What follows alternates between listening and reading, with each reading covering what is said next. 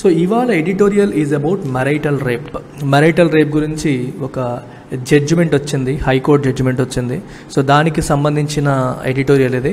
So before that let's look at some background about marital rape. What is marital rape, దాని definition ఏంటి, అది ఏ section కిందకు వస్తుంది, ఇదంతా కూడా మనం ఒకసారి చూద్దాం. ఇండియన్ పీనల్ కోడ్లో మనకి సెక్షన్ 375, నిన్నంతా సెడిషన్ లాగా సంబంధించిన సెక్షన్ గురించి మాట్లాడుకున్నాం, సెక్షన్ 124A అని. ఇవాళ సెక్షన్ 375 గురించి మాట్లాడతాం. సో సెక్షన్ 375 ఏం చెప్తుంది? ఇట్ డిఫైన్స్ రేప్ అనేదాన్ని ఆ సెక్షన్లో డిఫైన్ చేశారు.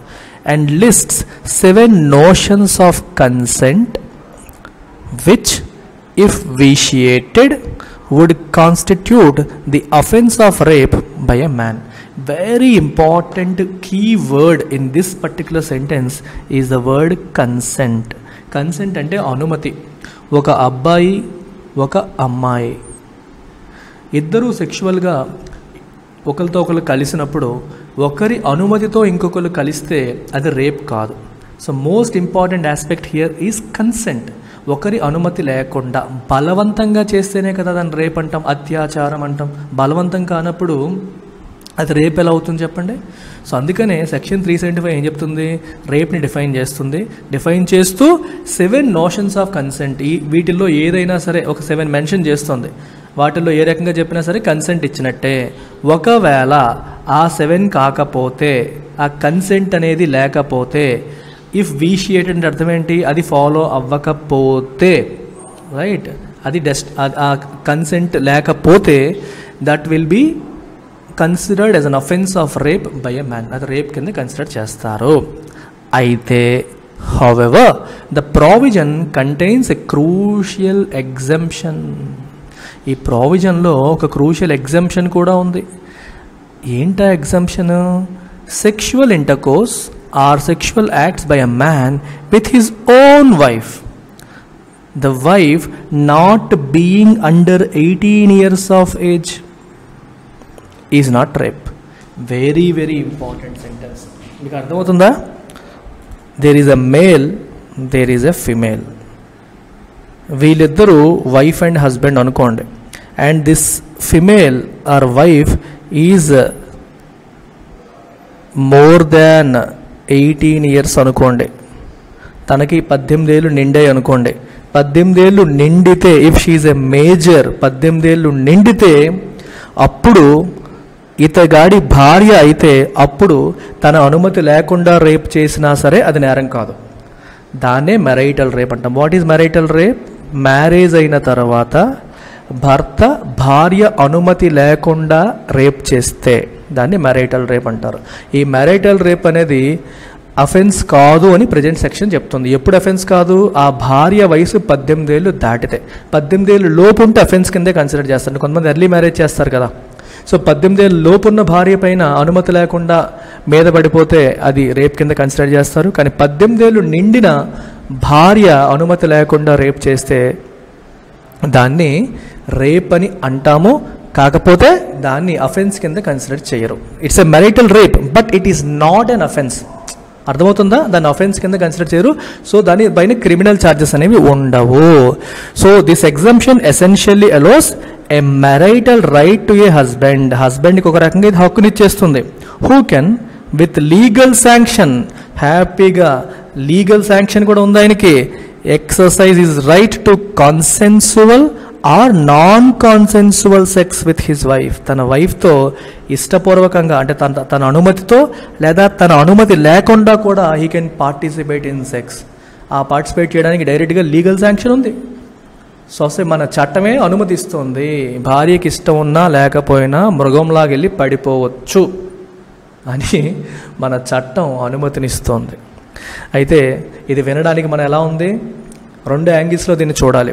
ఒకటి, from the institution of marriage culture. భార్యాభర్తల మధ్య రేప్ ఏంటి? భార్య భర్త యొక్క వస్తువు. పెళ్ళి అయిపోయింది కాబట్టి భార్య భర్తకి చెందిన ఆస్తి. భర్త ఏదన్నా చేసుకుంటాడు, అది భార్యాభర్తల అంతర్గత వ్యవహారం. దీంట్లో చట్టాలు గిట్టాలు రాకూడదు అని మాట్లాడే కేటగిరీ ఉంటారు. మ్యారేజ్ అనేది సాక్రమెంట్. అది కంప్లీట్గా అది వాళ్ళిద్దరికీ సంబంధించిన విషయం, మధ్యలో దూరకూడదు అనేది ఆస్పెక్ట్ ఒకటి ఉంది. రెండో ఆస్పెక్ట్ రైట్స్, హ్యూమన్ రైట్స్ లేదా కన్సెంట్. అంటే అమ్మాయి ఆలోచనకి, అమ్మాయి యొక్క కోరికకి, తన యొక్క కన్సెంట్కి, తన యొక్క రైట్స్కి అసలు విలువే లేదా, భర్త చెప్పినట్టు చేయడమేనా, ఇష్టమున్నా లేకపోయినా భర్త తన మీద పడిపోవచ్చా అనే యాంగిల్లో ఆలోచన ఇంకొకటి. ఇన్స్టిట్యూషన్ ఆఫ్ మ్యారేజ్ని ప్రొటెక్ట్ చేయాలా లేదా రైట్స్కి ఇంపార్టెన్స్ ఇవ్వాలా అనేది ఒక పెద్ద సబ్స్టాన్షియల్ క్వశ్చన్ ఆఫ్ లా ఇక్కడ. అందుకే ఈ ఎగ్జామ్షన్ పైన రకరకాల కోర్టులో కూడా కేసులు ఉన్నాయి. చూడండి, గుజరాత్ హైకోర్టులో కూడా దీనిపైన కేసు ఉంది. అండ్ గుజరాత్ ఈ కేసు కిందకి డెలివరీ ఇంకా జడ్జిమెంట్ ఇంకా ఇవ్వలేదు. అలాగే కర్ణాటక హైకోర్టు రీసెంట్గా ఏం చేసిందంటే, ఒక వ్యక్తి తన భార్యని రేప్ చేశాడు అని చెప్పి కేసు పెట్టారు. ఆ భార్య కేసు పెట్టింది, నా భర్త నాకు ఇష్టం లేకుండా బలవంతంగా నా పైన రేప్ చేస్తున్నాడు అని చెప్పి కేసు పెడితే కర్ణాటకలో సెషన్స్ కోర్టు అతను నిజంగానే రేప్ ఛార్జెస్ మోపి శిక్ష విధించింది. తనేమో హైకోర్టుకు వచ్చాడు, అదేంటిది సెక్షన్ నాకు ఎగ్జామ్షన్ ఇస్తోంది కదా, ఎగ్జామ్షన్ ఇస్తున్నప్పుడు మీరు ఎందుకు నా మీద కేసు పెడుతున్నారని చెప్పి తను హైకోర్టుకు వస్తే హైకోర్టు కూడా రేప్ ఛార్జెస్ ఫ్రేమ్ చేయడాన్ని అలౌ చేసింది. మరి ఎందుకు అలౌ చేసిందో మనకు తెలియదు. సెక్షన్ అయితే అలౌ చేయట్లేదు, కానీ హైకోర్టు అలౌ చేసింది. సో ఇది మరీ కంప్లీట్గా ఆ అమ్మాయి యొక్క హ్యూమన్ రైట్స్ ఉల్లంఘన గురవుతున్నాయి అనే ఆస్పెక్ట్లో హైకోర్టు రేప్ ఛార్జెస్ ఫ్రేమ్ చేయడానికి అలౌ చేసింది. సో ఈ పర్టికులర్ కేసు కూడా సుప్రీంకోర్టు మీదకి వచ్చింది. సుప్రీంకోర్టు మీదకి వచ్చి దాన్ని స్టే ఇవ్వమని అడిగారు. స్టే ఇవ్వమని అడిగితే సుప్రీంకోర్టు కూడా స్టే ఇవ్వలేదు. సుప్రీంకోర్టు కూడా స్టే ఇవ్వకుండా సైలెంట్గా ఉంది. అర్థమవుతుందా? హైకోర్టు ఏం చేసింది, రేప్ ఛార్జెస్ వెయ్యండి అని చెప్పింది. దానిపైన సుప్రీంకోర్టు కూడా స్టే ఇవ్వకుండా ఊరుకుంది.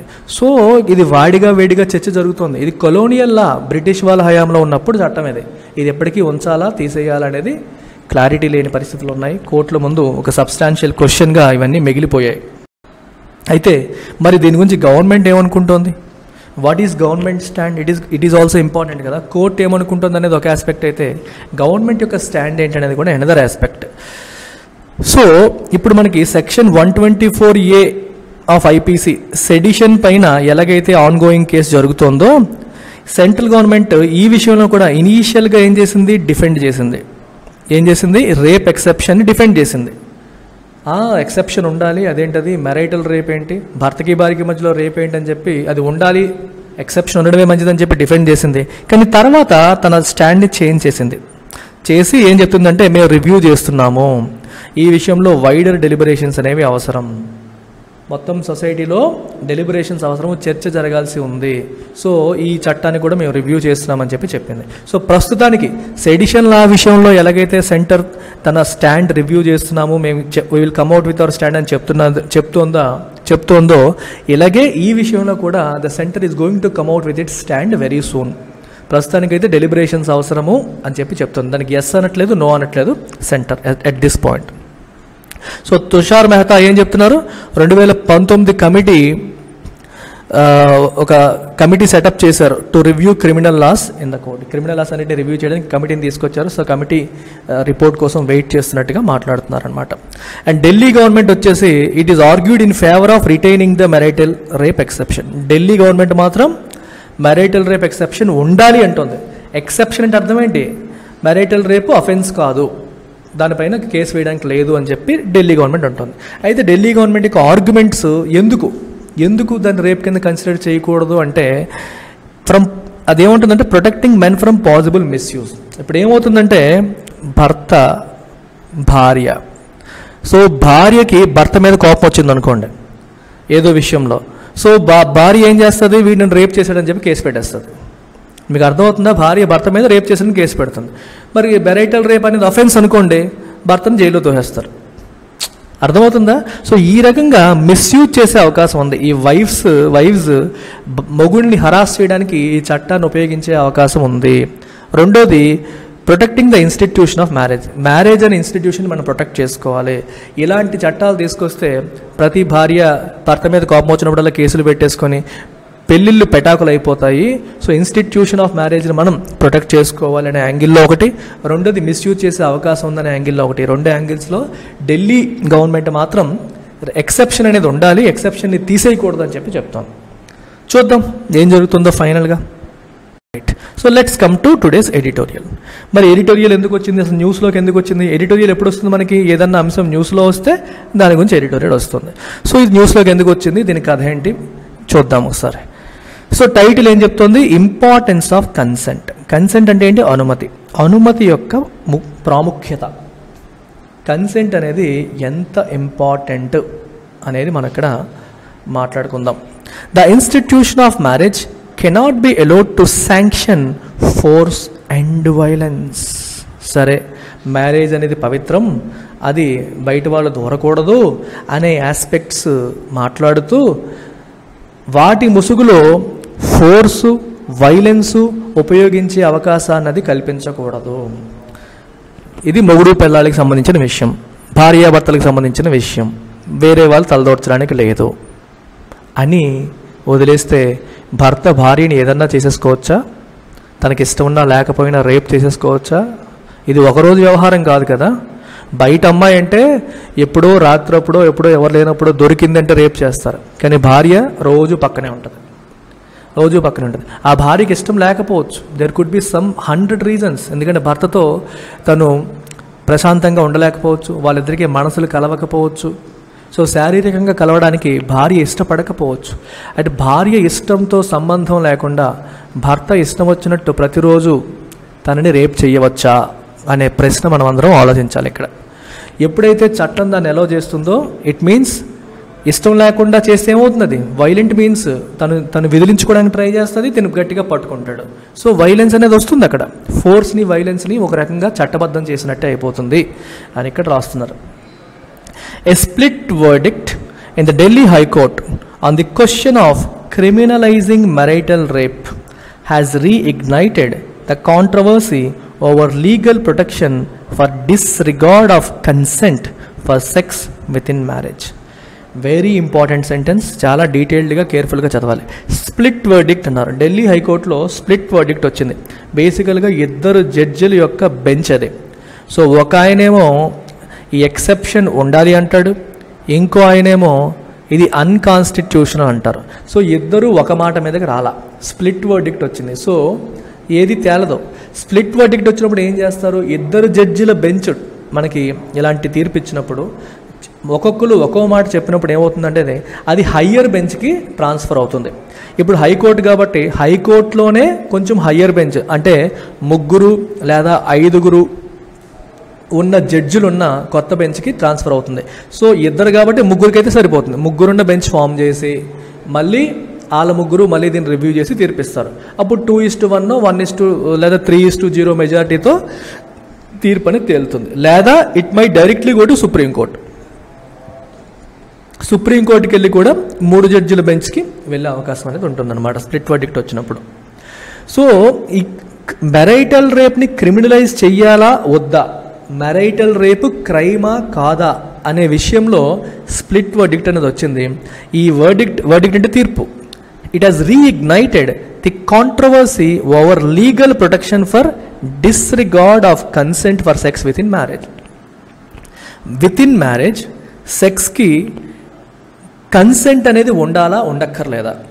డిస్రిగార్డ్ ఆఫ్ కన్సెంట్ అంటే కన్సెంట్ ఉండాల్సిన అవసరం లేదు అనే ఆస్పెక్ట్కి లీగల్ ప్రొటెక్షన్ వచ్చేసింది. ఎందుకంటే మెరైటల్ రేప్కి మనం ఎక్సెప్షన్ కింద ఇస్తున్నప్పుడు ఏమవుతుంది? ఇష్టం ఉన్నా లేకపోయినా, కన్సెంట్ ఉన్నా లేకపోయినా, even if there is disregard for consent it still has legal protection. So దాని విషయంలోనే మనకి కాంట్రవర్సీ ఉంది. ఈ కాంట్రవర్సీ మళ్ళీ రీఇగ్నైట్ అయింది. సో దీని గురించి డిస్కషన్స్ అనేవి మళ్ళీ మొదలయ్యాయి. On Wednesday while justice Rajiv Shakdher who headed the bench struck down as unconstitutional the exception to section 375 of the IPC, which says that intercourse by a man with his wife aged 18 or above is not rape even if it is without her consent. Okay, Rajiv Shakdher ఏం చేశారు? ఈ ఎక్సెప్షన్ని unconstitutional అని చెప్పి కొట్టేశారు. ఈ exception unconstitutional. Okay, man with his wife 18 లేదా అంతకంటే ఎక్కువ వయసున్న వైఫ్తో బలవంతంగా ఇంటర్కోర్స్లో పార్టిసిపేట్ చేస్తే, రైట్, బలవంతంగా సెక్షువల్ యాక్టివిటీలో పార్టిసిపేట్ చేస్తే అది క్రిమినల్ అఫెన్స్ కాదు అనే ఎక్సెప్షన్ సెక్షన్ 375లో ఉంది. ఆ ఎక్సెప్షన్ని ఇది అన్కాన్స్టిట్యూషనల్ ఇది అని చెప్పి ఈయన కొట్టేశారు. ఇంకో జడ్జి గారు ఉన్నారు, జస్టిస్ సి హరిశంకర్. ఈయనేమన్నారు, he rejected the plea to criminalise marital rape, pointing out that any change in the law has to be carried out by the legislature since it requires consideration of social, cultural and legal aspects. రెండో ఆయన ఏం చెప్తున్నారంటే, no no no no no దీన్ని criminalize చేయకూడదు, exception అనేది ఉండాలి ప్రస్తుతానికి, మనం ఇమీడియట్గా దీన్ని క్రిమినలైజ్ చేయడం అనేది కరెక్ట్ కాదు. ఎలాంటిది క్రిమినలైజ్ చేయాలి అంటే అది లెజిస్లేచర్ చేయాలి, అంటే పార్లమెంట్ చేయాలి.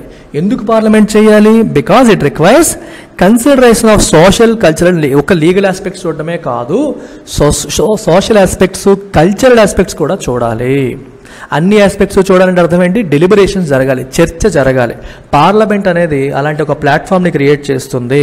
మ్యారిటల్ రేప్ ఉండాలా వద్దా అని చెప్పి డిఫరెంట్ పార్టీస్, డిఫరెంట్ పీపుల్ వాళ్ళ ఒపీనియన్స్ని, వ్యూస్ని వ్యక్తపరిచి డిస్కషన్ జరిగి, డెలిబరేషన్ జరిగి అప్పుడు లెజిస్లేచర్ డిసైడ్ చేయాలి. అంతేగాని సుప్రీంకోర్టు లేదా హైకోర్టు ఈ విషయంలో ఇమీడియట్గా రెస్పాండ్ అవ్వడం కరెక్ట్ కాదు. ఓన్లీ లీగల్ ఆస్పెక్టే కాదు, సోషల్ అండ్ కల్చరల్ ఆస్పెక్ట్స్ కూడా చూడాల్సి ఉన్నాయని చెప్పి ఆయన దాన్ని క్రిమినలైజ్ చేయడానికి ఇష్టపడలేదు.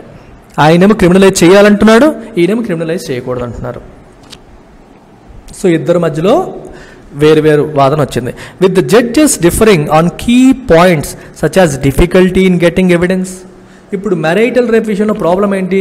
రేప్కి ఎవిడెన్స్ ఎలా తీసుకొస్తావు? భార్య అంటది, నా మీద పడిపోయాడు చేశాడని. ఎవిడెన్స్ ఎలా? బెడ్రూమ్లో కెమెరాలు పెట్టరు కదా, పెట్టకూడదు కదా. సో ఎవిడెన్స్ తీసుకురావడంలో డిఫికల్టీ. అలాగే importance of consent, whether the state's concerns about safeguarding institution of marriage were valid. Government worry అవుతుంది ఏమని? We have to safeguard అంటే protect the institution of marriage. Marriage అనే వ్యవస్థను మనం protect చేసుకోవాలి. ఇలా కేసుల మీద కేసులు పెట్టేస్తే వ్యవస్థ కూలిపోతుందేమో అన్న భయం కూడా ఉంది. సో ఇలా మల్టిపుల్ ఆస్పెక్ట్స్ విషయంలో ఇద్దరు డిఫర్ అయ్యారు, ఒక్కొక్కరు ఒక్కొక్క వ్యూ పాయింట్తో ఉన్నారు. And if other loss against any sexual violence protected married women. Domestic violence విషయంలో ఆల్రెడీ కొన్ని చట్టాలు ఉన్నాయి. ఉమెన్ని ప్రొటెక్ట్ చేయడానికి డొమెస్టిక్ వైలెన్స్కి చట్టాలు ఉన్నాయిగా. గృహహింస చట్టం ఉంది.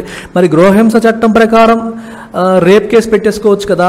అంటే నాకు రేప్ అనేది కూడా వైలెన్సే కదా, నాకు ఈ రకంగా హింస చేస్తున్నాడు మొగుడు అని చెప్పి కేసు పెట్టే అవకాశం ఉంది కదా. దీన్ని సెపరేట్గా మళ్ళీ అఫెన్స్ కింద ఎందుకు డిక్లేర్ చేయాలి అనే ఆస్పెక్ట్ కూడా డిస్కస్ చేస్తున్నారు. మీకు అర్థమవుతుందా? ఉమెన్కి ఇబ్బంది వచ్చింది, వైలెన్స్ జరిగింది. సో తను she can go to court using రెండు చట్టాలు ఉన్నాయి. డొమెస్టిక్ వైలెన్స్ లా కూడా ఉంది కదా, డొమెస్టిక్ వైలెన్స్ యాక్ట్ ప్రకారం వెళ్ళొచ్చు కదా. దాని ద్వారా ప్రొటెక్షన్ వస్తుందా రావట్లేదా ఆ ఆస్పెక్ట్ని కూడా చూడాలి. సో ఇలా రకరకాల ఆస్పెక్ట్స్ డిస్కస్ చేస్తున్నారనమాట. So the issues involved may have to be ultimately adjudicated with the help of a third judge or a larger bench of the high court or the supreme court. So ఇద్దరు split verdict ఇచ్చారు కాబట్టి ఇప్పుడు ఏం చేయాలి? వేరే judge కన్నా transfer చేయాలి, లేదా ముగ్గురు జడ్జిలున్న బెంచ్ హైకోర్టులో కానీ సుప్రీంకోర్టులో కానీ ఫామ్ చేసి విచారణకి పంపాల్సిన అవసరం ఇప్పుడు ఉందన్నమాట. The union government has been opposing the removal of the marital rape exception. Union government ఒరిజినల్గా ఈ ఎక్సెప్షన్ని తీసేయమంటుందా ఉంచమంటుంది. ఎందుకంటే చూడండి, రిమూవల్ ఆఫ్ ది ఎక్సెప్షన్ని అపోజ్ చేస్తుంది. 2016లో it had rejected the concept of marital rape, saying it cannot be applied to Indian context due to various reasons. Marital rape అనే కాన్సెప్టే తప్పు, ఇండియాకి అది అప్లై అవ్వదు because of some social cultural reasons అని చెప్పి ఒరిజినల్గా చెప్పింది. Not least because of the mindset of the society to treat marriage as a sacrament. Not least అంటే అర్థం ఏంటంటే కన్సిడరింగ్ దట్ అని అర్థం. ఓకే, కన్సిడరింగ్ దట్ అంటే ఇండియాలో మైండ్ సెట్ ఏంటి? మ్యారేజ్ని మనం ఎలా చూస్తాం? నాట్ లీస్ట్ అంటే ఇక్కడ పర్టిక్యులర్లీ అని అర్థం. Particularly because of the mindset of the society to treat marriage as a sacrament. మ్యారేజ్ని అతి పవిత్రమైన వ్యవస్థ కింద భావిస్తారు కాబట్టి, పర్టికులర్గా మనం మ్యారేజ్ని అంత పవిత్రమైన వ్యవస్థగా భావిస్తాం కాబట్టి మ్యారిటల్ రేప్ అనే కాన్సెప్ట్ ఇండియన్ కాంటెక్స్ట్కి అప్లై కాదు అని చెప్పి ఇంతకుముందు మన గవర్నమెంట్ చెప్పింది. అయితే however in the final hearing the union government did not take a stand on the issue. ఇప్పుడేమంటుంది? మేము రివ్యూ చేస్తున్నాము, we are not taking a stand. Yes అనట్లేదు, నో అనట్లేదు, ఇట్ ఈజ్ అండర్ రివ్యూ అని చెప్పి తేల్చేసింది. న్యూట్రల్గా ఉంది. ఇప్పుడు ఒరిజినల్గా అపోజ్ చేసింది, ఇప్పుడు మాత్రం న్యూట్రల్గా ఉంది. Justice Shegdar's opinion goes to the heart of the matter in as much as it treats the absence of consent as the core ingredient of rape. So చాలా ఇంపార్టెంట్ ఆస్పెక్ట్ అమ్మా ఇది. చూడండి ఒకసారి ఇక్కడ జస్టిస్ షెగ్దర్ దేని గురించి మాట్లాడుతున్నారు? Absence of consent. అసలు రేప్ అనే పదానికి, రేప్ అనే తప్పుకి కోర్ ఆస్పెక్ట్ ఏంటి? Absence of consent. Absence of కన్సెంటే కదా core aspect. This is the most important aspect.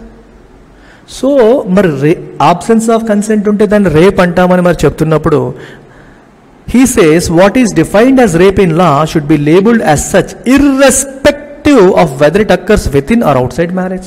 అది విత్ ఇన్ మ్యారేజ్ జరిగితే ఏంటి, అవుట్ సైడ్ మ్యారేజ్ జరిగితే ఏంటి, కన్సెంట్ లేకుండా సెక్షువల్ యాక్షన్ జరిగితే దాన్ని రేప్ అంటాం. అది ఇన్సైడ్ కావచ్చు, అవుట్ సైడ్ మ్యారేజ్ కావచ్చు. He finds the marital exception violates equality before law. చట్టం ముందు ఉమెన్ని మెన్ని వేరు చేసినట్టు అయిపోతుంది ఇక్కడ. సారీ, ఉమెన్ని మెన్ని కాదు, పెళ్ళి అయిన ఉమెన్ని పెళ్ళి కాని ఉమెన్ని వేరు చేసినట్టు అవుతుంది. పెళ్ళి కాని ఉమెన్ని ఎవరైనా రేప్ చేస్తే తన కేసు పెట్టొచ్చు, పెళ్ళి అయిన ఉమెన్ని రేప్ చేస్తే కేసు పెట్టలేని పరిస్థితి తీసుకొస్తుంది. As well as deprives women of the right to trigger a prosecution for non consensual sex. మీకు అర్థమవుతుందా? రెండు ఆస్పెక్ట్స్ ఇక్కడ. నాన్ కన్సెన్సువల్ సెక్స్ వచ్చినప్పుడు ప్రాసిక్యూషన్ ట్రిగ్గర్ చేసే రైట్ లేకుండా అయిపోతుంది. వాళ్ళపైన కేసు పెట్టే అవకాశాన్ని డిప్రైవ్ అంటే తీసేస్తుంది, రిమూవ్ చేసేస్తుంది, లేకుండా చేస్తుంది.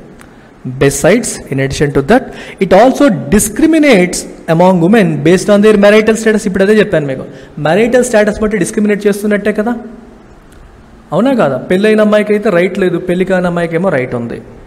And robs them of sexual agency and autonomy. ఇక్కడ ఏజెన్సీ అంటే అర్థం ఏంటి? The ability to take action, the ability to do what you want, దాన్ని ఏజెన్సీ అంటారు. అంటే చాయిస్ అనమాట.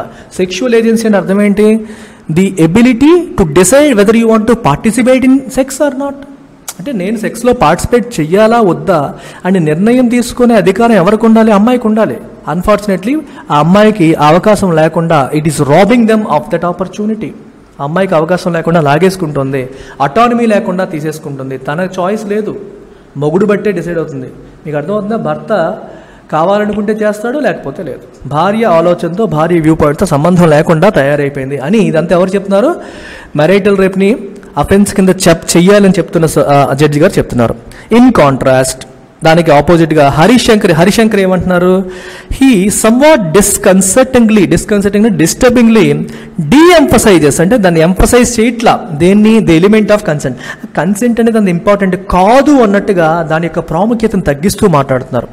And Lay's much store by the importance of preserving the institution of marriage to such an extent that he holds that any legislation that keeps rape out of marital relationship is immune to interference. ఈయనేమంటున్నారంటే రేప్ని marital relation నుంచి బయట పెట్టేది, marital రిలేషన్కి సంబంధించిన వరకు rape అనే కాన్సెప్టే ఉండదు అని చెప్తున్న లెజిస్లేషన్కి ఇమ్యూనిటీ ఉంది, ప్రొటెక్షన్ ఉంది, ఎవరు ఇంటర్ఫియర్ అవ్వడానికి లేదు అని చెప్పి ఇన్స్టిట్యూషన్ ఆఫ్ మ్యారేజ్ని ప్రొటెక్ట్ చేయాలి అనే ఆస్పెక్ట్లో హరిశంకర్ మాట్లాడుతున్నారు. మీకు అర్థమవుతుందా? ఇద్దరు ఆపోజిట్. ఆయనేమో కన్సెంట్ అనే ఆస్పెక్ట్కి ఇంపార్టెన్స్ ఇస్తే, ఈయన వచ్చేసి మ్యారేజ్ అనే ఆస్పెక్ట్కి ఇంపార్టెన్స్ ఇవ్వడం అనేది జరిగింది.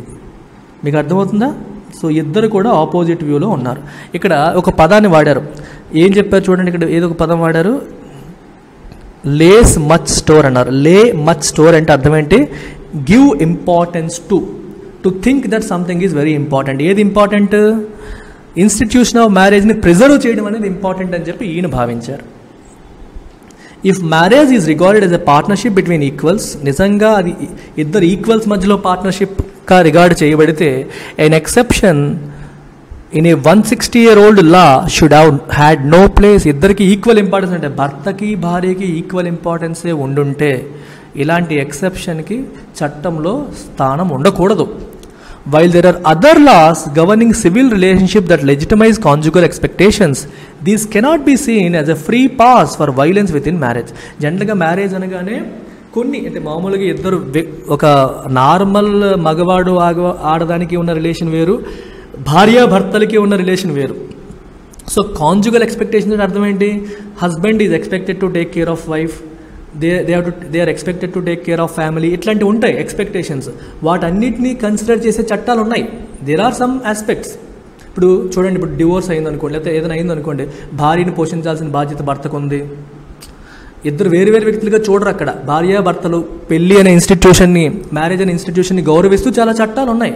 డివోర్స్ చేసేటప్పుడు భరణం ఇవ్వాలని చెప్పి, భార్యని చూసుకోవాల్సిన బాధ్యత ఉందని చెప్పి, అలాగే భార్యని ప్రొటెక్ట్ చేయడానికి గృహహింస చట్టాలని చెప్పి ఇలాంటివి ఉన్నాయి. హింసించకూడదు, ఇలాంటి రకరకాల చట్టాలు ఉన్నాయి. కానీ these cannot be seen as a giving free pass for violence with in marriage. ఆ చట్టాలన్నీ ఉన్నాయి కదా అని చెప్పేసి వైలెన్స్కి ఒక ఫ్రీ పాస్ ఇవ్వడానికి ఒక అవకాశంగా చూడకూడదు. అంటే మ్యారేజ్ అనేది ఇంపార్టెంట్, మ్యారేజ్ అనే ఇన్స్టిట్యూషన్ మనం డిస్టర్బ్ చేయకూడదు, ఎలాగైనా సరే దాన్ని కాపాడాలి అని చెప్పి you cannot give a free pass to a man to rape his wife as many times as possible. You cannot do that, which is essentially what sex without consent is. అదే కదా without consent sex అంటే అర్థం ఏంటి? వైలెన్సే కదా. Violent forms లేకుండా నువ్వు ఎలా sex చేస్తావు కన్సెంట్ లేనప్పుడు? Whether the legislative route is more appropriate in making marital rape a criminal offence is a matter of detail. అయితే మెరైటల్ రేప్ని క్రిమినల్ అఫెన్స్గా డిక్లేర్ చేయాలి అనేది prime aspect.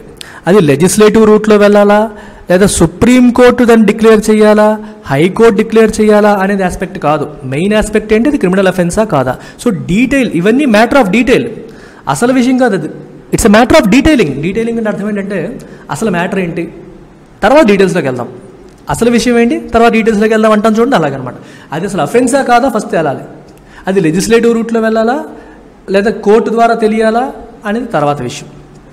What is important is that sexual violence has no place in society and the institution of marriage is no exception. Society lo sexual violence ki sthanam ledu, even if it is between wife and husband. Sexual వైలెన్స్కి స్థానం అనేది లేదు, marriage అనేది కూడా దానికి exception కాదు, కాబోదు అని చెప్తున్నారు ఇక్కడ. అయితే ఇది చాలా సెన్సిటివ్ ఇష్యూ. అంటే మరి ఇలాంటి సందర్భాల్లో I would like to give my view also. Correct అవ్వచ్చు, తప్పు అవ్వచ్చు. Even if it is a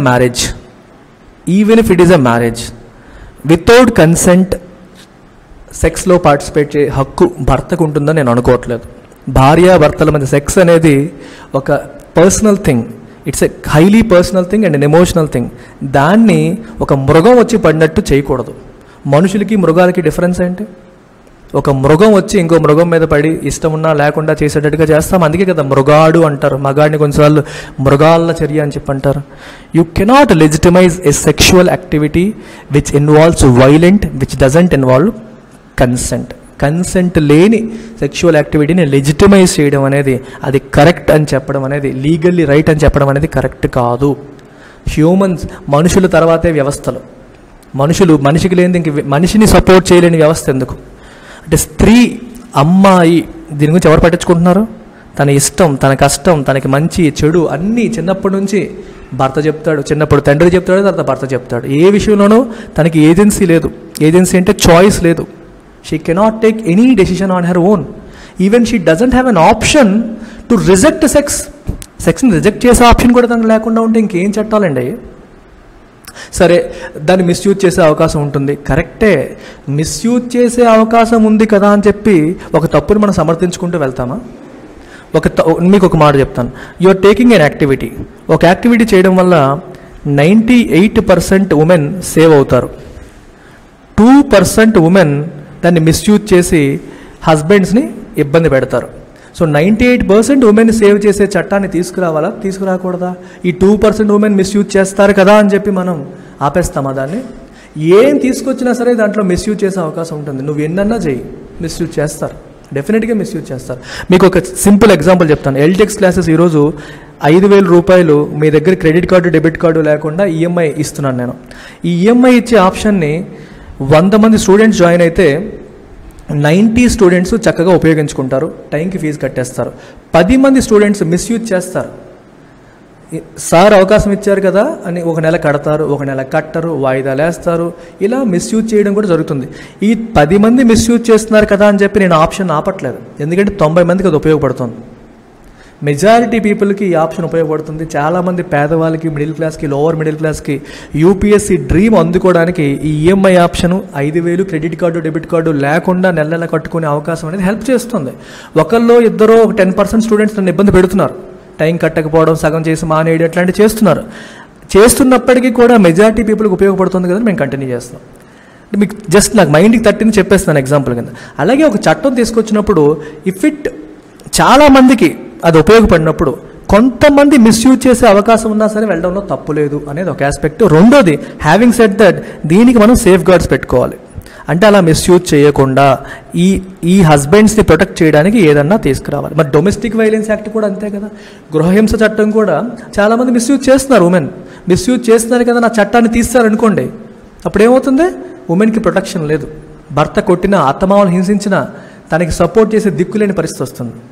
SC ST atrocities act ఉంది, మిస్యూజ్ అవుతుంది డెఫినెట్గా. చాలామంది ఊరికే కేసులు పెడుతున్నారు, అది కూడా నిజమే. కానీ ఎంతోమంది ఎస్సీ ఎస్టీస్ని కాపాడుతుంది కూడా. సో ప్రతి చట్టం కూడా there is an element, there is a chance of abuse. SC ST atrocities act abuse అవుతుంది, గృహహింస చట్టం కూడా అబ్యూజ్ అవుతుంది. కానీ అబ్యూజ్ అవుతుంది కదా అని వాటిని తీసేయడానికి లేదు, ఎందుకంటే అవి చాలామందికి ప్రొటెక్షన్ కల్పిస్తున్నాయి. అవి లేకపోతే పరిస్థితిని ఊహించుకోండి. ఉంటే వచ్చే సమస్య కాదు, లేకపోతే ఉండే సమస్య ఇంకా పెద్దది. ఇది కూడా అంతే. మీకు అర్థమవుతుందా? ఆ రకంగా ఆలోచించాలని నా పర్సనల్ వ్యూ పాయింట్. మీరు you can frame your own view and write it in the exam, but always write pros and cons అనేవి ఎగ్జామ్లో రాయాలి. సో ఇన్స్టిట్యూషన్ ఆఫ్ మ్యారేజ్ని కాపాడుకోవాల్సిన అవసరం ఉంది.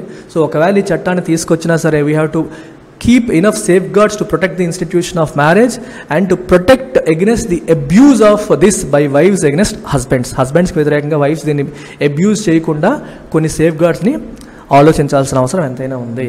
బట్ ఫైనల్గా కన్సెంట్ లేకుండా జరిగే సెక్షువల్ యాక్టివిటీని సమర్థించకూడదు, even if it is within marriage. This is my view, personal view.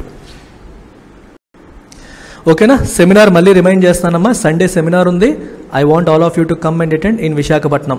చాలామంది అడిగారు హైదరాబాద్లో పెట్టరా అని. హైదరాబాద్లో పెడుతున్నాము 19th జూన్ నేను హైదరాబాద్ వస్తున్నాను, సండేది. ఆ రోజు హైదరాబాద్లో సెమినార్ ఉంటుంది. సో వైజాగ్లో ఉన్నవాళ్ళు, వైజాగ్ చుట్టుపక్కల ఉన్నవాళ్ళు do come and attend and call this number and register yourself. That's about it. Take care. Bye.